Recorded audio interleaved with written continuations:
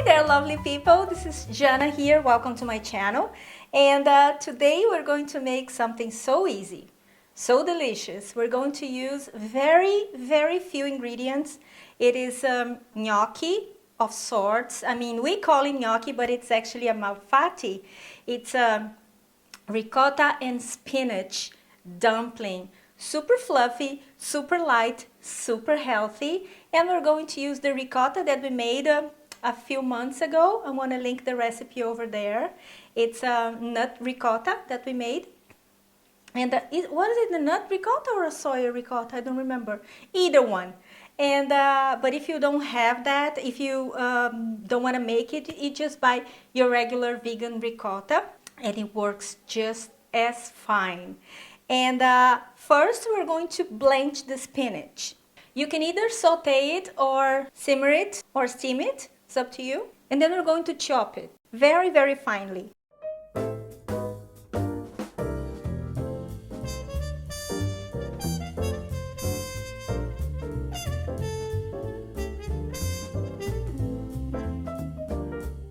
And then we're going to put it in a tea towel and squeeze all the excess water.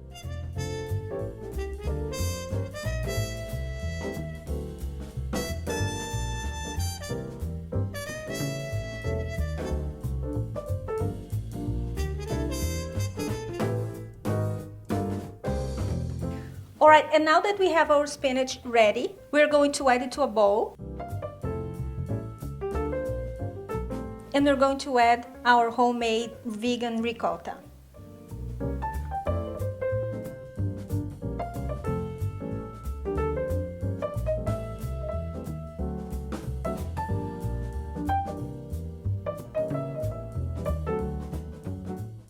And then you mix it. And now we're going to add something that I think we shouldn't skip, which is a nutritional yeast, because it gives these a cheesy, more deep flavor.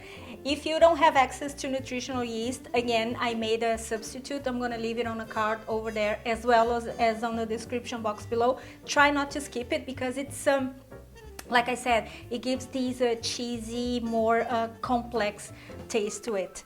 So that will be the nutritional yeast, salt, pepper, nutmeg, and oregano. And then we mix it. These can be either a starter or it can be a main dish. I mean, depends on how many dumplings you're gonna add to your plate. I'm going to make a starter of sorts because I'm going to make 3. Now you add some flour.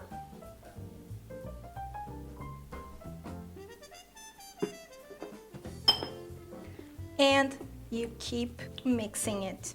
If it gets too difficult, you just use your hands. They're your best tools. Alright, and now you can pick the shape that you would like. You can make it into very small little balls, or you can make into small balls. Or today we're going to make a quenelle, which is a technique. Some people call it edging, to which you grab 2 deep spoons and then you grab a little bit of the mixture, and then you swipe from one spoon to another. Don't forget to dip the spoons in warm water, okay?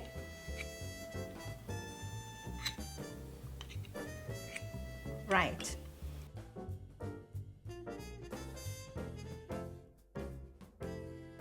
And you repeat it. Water again on both spoons. I think it's super cute and thoughtful if you make it this way. And you don't dirty your hands also, which to me is not a problem at all. But sometimes I just don't feel like it. Sometimes I love to use my hands, but sometimes I don't. What can I say? I'm unstable. Right.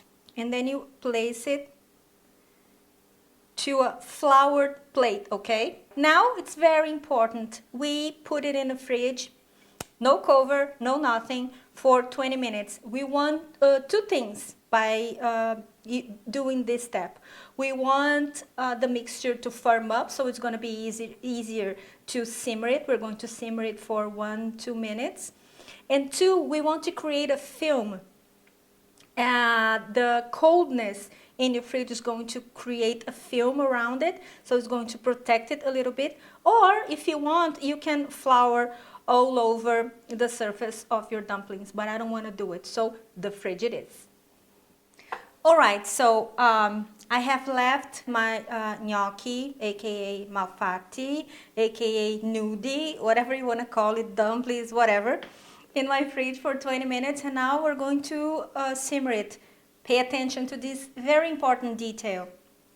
The water, it has to be boiling, but it has to be in a mild simmer, because the big bubbles and the friction inside the pot, it can disintegrate it because it's super delicate. We don't want that. Don't overcrowd the pot,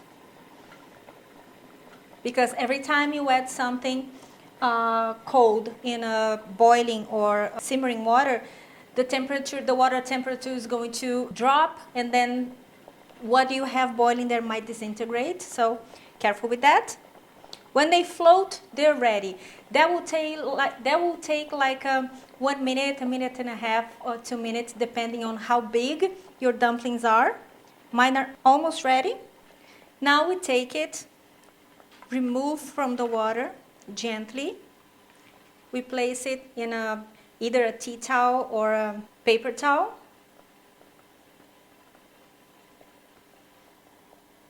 And then you can add directly to the plate. We're going to serve it with a simple tomato sauce. I have also made that, so I have pureed. Click on a card over there so you learn how to make a delicious homemade tomato sauce, foolproof. And this is it. Now I'm gonna plate it. And our malfatti is ready. Just some decoration. I'm using mint leaves, but you can use basil. I didn't have any, or nothing at all. So how about that? Don't you just love it? It's super simple, my kind of food, you know? Simple, homemade, comforting, and with a touch of sophistication, because look at this.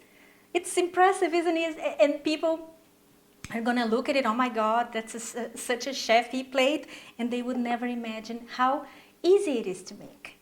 That's the secret with the food, isn't it? And I'm going to, of course, try it. So good.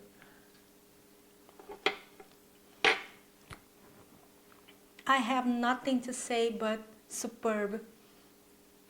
I am going to devour this so fast after I finish filming, because this is one of my favorite things on earth. I love it. I hope you make it. If you do, please tag me on Instagram and Facebook. I love when you guys do that. And don't forget to check on the recipe on the printable recipe on my website, www.chefjanapinheiro.com. And follow me on my social media as well. Don't forget to like this video and subscribe to my channel. And I see you next time. Have a fabulous week, and until then, bye!